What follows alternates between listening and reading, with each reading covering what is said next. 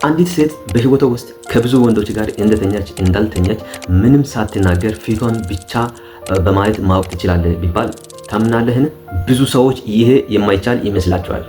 ነገር ግን ዛሬ በስነ ልቦና ጥናት እና በሰዎች የፊት ገጽታ ጥናት የተረጋገጡ የሴቶችን እውነተኛ ማንነት ፍንጭ የሚሰጡ የተረጋገጡ ጥናቶችን እነግራለሁ። ይህን ቪዲዮ እስከ መጨረሻው ተከታተሉኝ። ምናልባት ለዩቲዩብ ቻናሌ አዲስ የሆናችሁ ከስር የምትመለከቱትን ሳብስክራይብ የሚል ምልክት በመንካት ቤተሰብ ይሁኑ። እንዲሁም ሁል ጊዜ እንደዚህ አይነት ጠቃሚ መረጃዎችን እኔ በየሳምንቱ ስለምለቅላችሁ ቶሎ እናንተ ጋር እንዲደርስ ደወል ምልክትን በመንካት ኦል የሚለውን ይምረጡ። በፍቅር ህይወት ትልቁን ስህተት መስራት ካልፈልግ አሁን እኔ የምነግረውን ምስጢር በደንብ ማወቅ አለብን። ብዙ ወንዶች የወደፊት ሚስታቸው ሊሆኑ የሚችሉ የሴቶችን ታሪክ ለማወቅ ብዙ ጊዜ ሲቸገሩ እናያለን። ነገር ግን ሴቶች ምንም ቃል ሳያወጡ ስለ ራሳቸው የሚናገሩበት ቦታ አለ። እሱም እንግዲህ የፊት ገጽታቸው ነው። ዛሬ እንግዲህ ፊታቸውን ብቻ በማየት ማንነታቸውን ወይም ከወንዶች ጋር የነበረ ሪሌሽንሺፕ እንዴት እንደነበረ በደንብ ማወቅ የሚቻልበት መንገዶችን እናያለን። ነገር ግን አንድ ጥያቄ ሊጠይቃችሁ፣ የምትወዳት ሴት ካንተ በፊት ስንት ወንድ ጋር ግንኙነት እንደነበራት ማወቅ ፈልገ ጠይቃት ታውቃለህ? መልሷስ እውነት እንደሆነ ውሸት እንደሆነ እንዴት ማረጋገጥ ትችላለህ? ኮሜንት ላይ እስኪ ያስቀምጡልኝ። ዛሬ ግን ሰዎች በፍጹም ሊደብቁት የማይችሉት በፊታቸው የሚነበብ የስነ ልቦና እና የፊት ገጽታ ጥናትን ይዤላችሁ መጥቻለሁ። ወደ ዋናው ጉዳይ ከመግባት በፊት አንድ ነገር ግን እንረዳ። የሰውን ልጅ ታሪክ ግን በባዮሎጂካል ጥናት ወይም ዲኤንኤ ምርመራ ካልሆነ በስተቀር 100% የሰውን ማንነት የሰውን ታሪክ በብዙ ማወቅ ግን የማይቻል ነው። ነገር ግን በስነ ልቦና ጥናት ወይም በሳይኮሎጂ ሳይንስ መሰረት እና የባህሪ ጥናት መሰረት የአንድን ሰው የልማድ ብዛትና ጥልቀትን በደንብ ማወቅ ይቻላል። ደግሞ በአይን እንቅስቃሴ እና በንግግር ጥልቅ ፍንጭ ልናገኝ እንችላለን። ስለዚህ አሁን ከላይ የዘረዘርኳቸውን ጉዳዮችን ፊታቸውን ብቻ በማየት ማወቅ የምንችልባቸውን 4 ነጥቦችን በደንብ እናያለን። ስለዚህ ወደ 4ቱ ነጥቦች እንግባ። ነጥብ 1 የአይን እውቂያ እና መሸሽ ኤ ኮንታክትስ እንደ ሻይነስ። የመጀመሪያው እና ዋናው ምልክት የሚታየው በአይኖቿ ውስጥ ነው። ብዙ ልምድ የሌላት ሴት ከአዲስ ወንድ ጋር ስትገናኝ ወይም ስለ ፍቅር እና ወሲብ ነክ ጉዳዮችን ሲወራ አይኗን ቀጥታ መኳተል ትቸገራለች። አይኑን የመሸሽ የማፈር እና የመሸማቀቅ ጂኒን ሻይነስ ምልክት ፊቷ ላይ በግልጽ ይነበባል። ይህ ሰው ሰራሽ ሳይሆን ከተፈጥሮ የሚመጣ ንጽህና ነው። ብዙ ልምድ ያላት ሴት በተቃራኒው ብዙ ወንዶችን ያስተናገደች ሴት ወንዶችን የመቀጥቀጥና የመጋፈጥ ከፍተኛ በራስ መተማመን ሃይ ኮንፊደንስ አላት። አይንን ሳታሸሽ ሳታፍር ቀጥታ እያየች ልታናገር ትችላለች፣ ምክንያቱም ጉዳዩ ለሷ አዲስ አይደለም። ነጥብ 2 ለሙገሳ እና ለንኪኪ የሚኖራት የተፈጥሮ ምላሽ ሪአክሽን ቱ ኮምፕሊመንትስ እንደ ታች። ሁለተኛው ምልክት ፊቷ ላይ የሚመጣው ድንገተኛ ለውጥ ነው። ወንድ ልጅ ሲስማት ወይም እጇን ሲይዛት እንበል። ብዙ ወንድ ጋር ያልተኛች ሴት ፊቷ ላይ የሚታየው ስሜት የድንጋጤ የመገረም እና የንጽህና ስሜት ነው። ድንገት ፊቷ ሲቀላ ብላሽ ሲያደርግ ሊታይ ይችላል።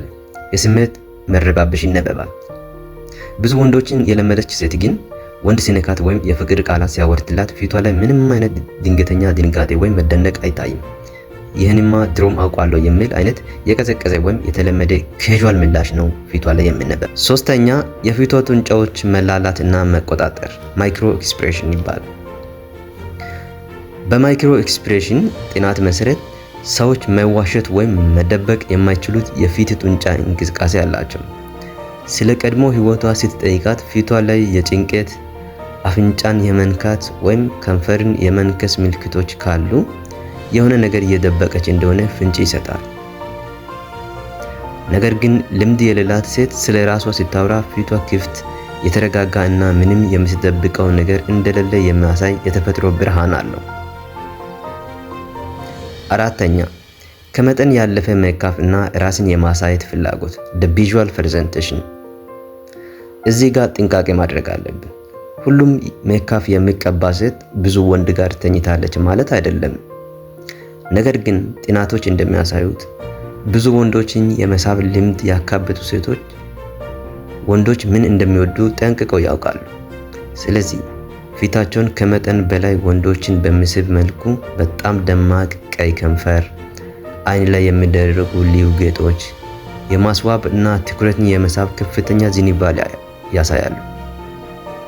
ብዙ ልምድ የሌላቸው ሴቶች ግን በፊታቸው አያያዝ ላይ ቀለል ያሉ ተፈጥሯዊ እና ሲምፕል ናቹራል እና ብዙም እዩኝ የማይሉ ናቸው። እንግዲህ የዛሬው ዋና መልእክቴ ይሄ ነው። ነገር ግን እንደ ወንድ ልታስተውለው የሚገባ ትልቅ ቁም ነገር አለ። አንዲት ሴት ካንተ በፊት የነበራት ህይወት ምንም ይሁን ምን፣ ዋናው ነገር ግን አሁን ካንተ ጋር ያለው ላንተ የምትሰጠው ታማኝነት፣ ክብር፣ ፍቅርና ካንተ ጋር አሁን እያሳለፈችው ያለችበት አሁናዊ ሁኔታ ላይ የተመሰረተ ብቻ መሆን አለበት። የፊት ምልክቶች ፍንጭ ሊሰጡ ይችላሉ፣ ግን የአንድን ሰው ማንነት ሙሉ በሙሉ 100% በፍጹም ሊወስኑ አይችሉም። እናንተስ በዚህ ሀሳብ ላይ ምን ትላላችሁ? ፊትን በማየት ብቻ የሴቶችን ሙሉ ማንነት ማወቅ ይቻላል ወይስ አይቻልም ትላላችሁ? ያላችሁን አስተያየት በኮሜንት ላይ ጻፉልኝ። ስለተከታተላችሁ አመሰግናለሁ።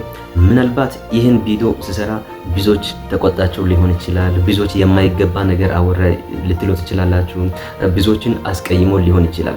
ነገር ግን የኔ ዓላማ ይሄ አይደለም። ምክንያቱም በማህበረሰቡ ዘንድ የሚስተዋሉ የተሳሳቱ ችግሮችን ሁሉ ለማስቀረት የምናደርገውን ትግል የምንቀጥለው ይሆናል። ስለዚህ ምንም ይሁን ምንም እንደዚህ አይነት ነገር በሰዎች ዘንድ መኖር የለባቸውም የሚሉትን ነገር በኮሜንት ላይ መጻፍ ትችላላችሁ። በእነዚህ ዙሪያ ሌላ የተሻለ ቪዲዮ ሊሰራላችሁ ይችላሉ።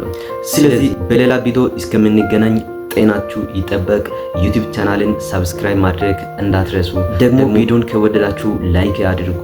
እንደዚህ አይነት ችግር ሰለባ የሆኑ ጓደኞች ካሉ ለነሱ ሼር በማድረግ የጓደኝነት ግዴታችሁን እንድትወጡ አሳስባለሁ። ጂቲዩብ ነኝ። ጤናችሁ ይጠበቅ።